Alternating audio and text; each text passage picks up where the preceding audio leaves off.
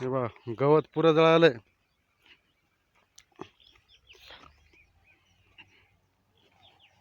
फक्त जे काट्यावालं गवत आहे ना तेच जळालं नाही. हे काट्यावालं हे काट्यावालं काट्यावालं भरपूर उगवलंय. बाकी सगळं गवत हवा जळून गेले. हे बघा जळालेलं.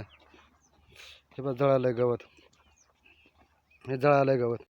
खाली काटेरी गवत जळालं नाही. हे भरपूर गवत. एवढा पाट आहे.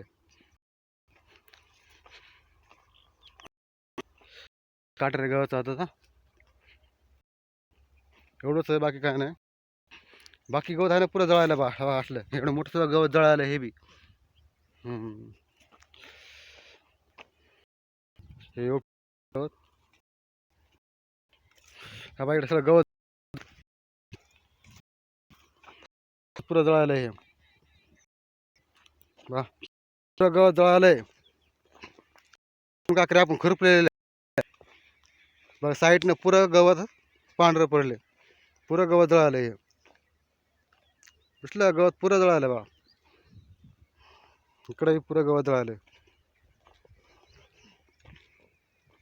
इकडे बी गवत जळालं बा. इकडे जास्त गवत नाही, सगळं जळालं. फक्त काटेरी गवत राहिलं. काटेरी हे बियाचं गवत. बाकी सगळं गवत जळालंय.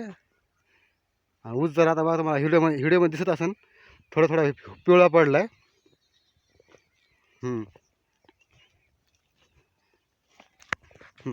हा असलं गवत पुरं जळालंय.